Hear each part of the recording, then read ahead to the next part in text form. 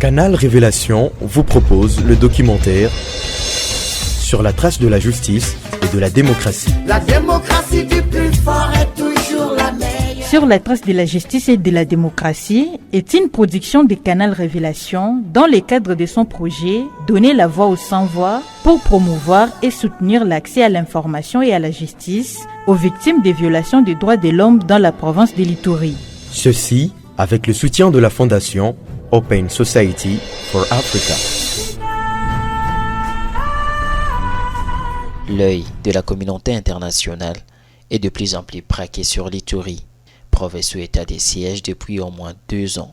Face aux multiples crimes graves, le procureur de la Cour pénale internationale a annoncé, lors de sa brève visite à Bunia, son intention d'ouvrir les enquêtes sur les 10 crimes. War crimes, crimes against humanity. Nous sommes venus pour voir comment nous pouvons ensemble travailler avec le gouvernement, la République démocratique du Congo et la MONUSCO pour chercher comment enclencher une enquête en vue de voir comment nous pouvons bloquer cette violation dont sont victimes les femmes, les jeunes filles et les mamans et même les citoyens. Donc la vie de la population iturienne, il y a de cela 20 ans, est dans la terreur et nous voulons voir comment d'ici nous allons rentrer à Kinshasa pour rencontrer le président de la République et à nous allons voir comment nous mettre d'accord sur comment nous allons nous y mettre en vue de stopper cette situation en province de l'Ituri. En tout cas, de nombreuses personnes s'impatientent de voir les auteurs de différents crimes en Ituri être poursuivis et être condamnés. Les parlements de jeunes de l'Ituri pensent par exemple qu'une grande responsabilité incombe à la justice. Ibrahim Gloire Abassi en est son président. Nous sommes sidérés. Et au même moment, nous ne cessons de condamner avec la dernière énergie cette situation de violation des droits de l'homme en province de l'Ituri. Et ce qui gêne parfois, ce sont les gens censés faire la protection et la sécurité de la population qui les commettent. Et chose étonnante, la justice qui devrait à principe jouer ce rôle n'arrive pas à jouer correctement. Ce qui amène que ces bavures continuent dans notre province de l'Ituri et celle du Nord Kivu. Il y a beaucoup de violations et personne n'arrive à réprimer. Et comme sur le tir des jeunes, les soucis étaient que la justice qui élève une nation puisse jouer ce rôle. De nombreux crimes sont commis et continuent à se commettre en Ituri. Au moins 6 sites de personnes déplacées internes ont été attaqués en 2022. Dont 4 par des combattants de la milice Codeco et 2 par des auteurs non identifiés, causant la mort d'au moins 126 personnes déplacées internes, dont au moins 37 enfants, et l'entête au droit à l'intégrité physique d'au moins 66 personnes, révèle le Bureau conjoint des Nations Unies aux droits de l'homme dans une mise à jour sur la situation dans les territoires d'Ndjougou, Irumu et Mahagi, province de l'Ituri, du 1er janvier au 31 décembre 2022. Un document rendu public en avril. Des exécutions sommaires ont également été documentées, dont un autre rapport de l'ONU publié en avril. Le taux le plus élevé est enregistré dans les provinces de l'Ituri et du Nord Kivu. Abordée, une étudiante de la 10e année de licence à l'université de Bunia pense que cela est consécutif à l'ignorance de la loi. Je trouve que la plupart des gens ne sont pas informés. Si on pouvait continuer à sensibiliser les gens, l'être humain a droit à la vie. Même la Constitution, notre Constitution garantit la vie à tout et chacun. Et le droit de l'être humain doivent être respectés, que ce soit par la force nationale, que ce soit même hors la loi. Et aussi, ils ont l'obligation de respecter les droits de l'homme parce qu'ils sont régis par le DIH. L'être humain a droit à la vie, l'être humain a droit à la sécurité.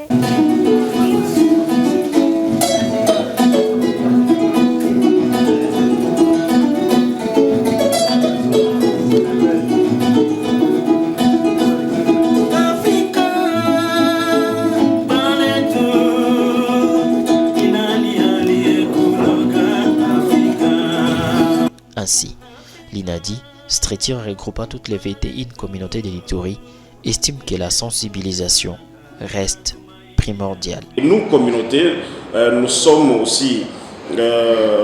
train de se battre pour que la sensibilisation puisse atteindre toutes les couches de la population de la province de l'Ituri. Raison pour laquelle, et nous, les communautés et les autorités, nous devons tous se liguer pour que la paix puisse revenir et que l'Ituri puisse booster son développement. Pour Maître Aristote, avocat au barreau de l'Ituri, l'implication de la population est aussi nécessaire pour inverser la tendance. Mais au-delà, il y a d'autres efforts supplémentaires qui doivent être fournis de part et d'autre.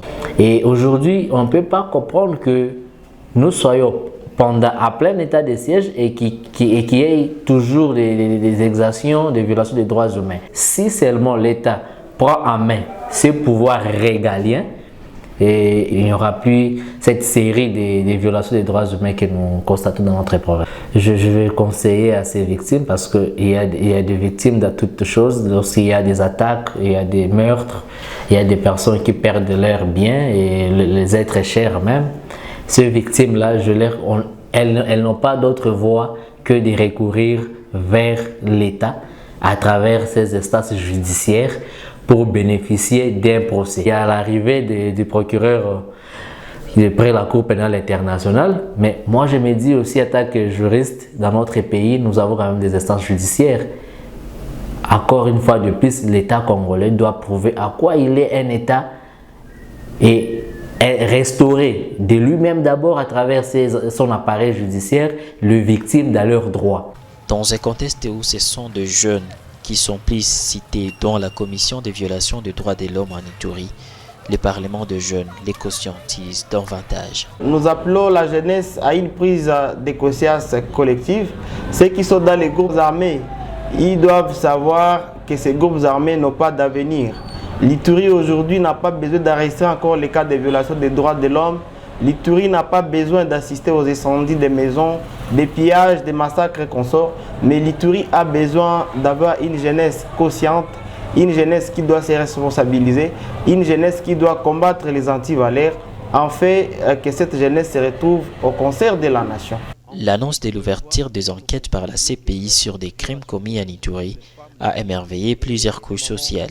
Un notable du territoire de Ndjougou pense même que l'instauration des tribunaux spéciaux pour l'Ituri est très nécessaire. La communauté Lendu a toujours soutenu qu'un tribunal spécial pour la RDC soit institué et installé à Ituri pour que les criminels apparents et non apparents puissent répondre de leurs actes devant cette cour. La coordination provinciale de la société civile de l'Ituri croit, elle, à la fin de l'impunité. Ingénieur Dieudonné Lossa en est son coordonnateur. La société civile Force Vive de l'Ituri pense que son arrivée doit également mettre fin à l'impunité en RDC. Pour sa part, le lieutenant-général Luboya Kashamadjoni, gouverneur militaire de l'Ituri sous état de siège depuis plus de 2 ans, soutient aussi ses regards de la justice internationale. Je vous avais déjà promis. 1. Nous stoppons les opérations. 2. Nous donnons la chance au dialogue. 3. Vous allez au PDDRCS après le dialogue. Et 4. Ça sera la justice.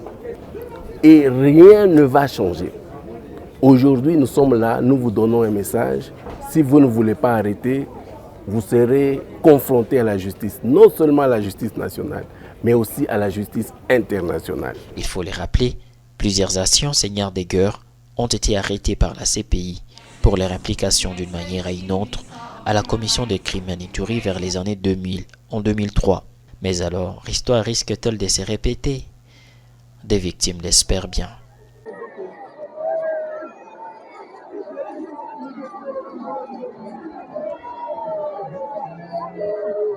Merci de nous avoir suivis.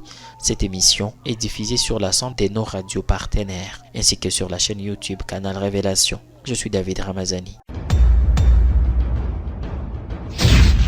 Canal Révélation vous a proposé le documentaire sur la trace de la justice et de la démocratie. La démocratie du plus fort est toujours la meilleure. Sur la trace de la justice et de la démocratie est une production de Canal Révélation dans le cadre de son projet Donner la voix aux sans-voix pour promouvoir et soutenir l'accès à l'information et à la justice aux victimes des violations des droits de l'homme dans la province de l'Ituri.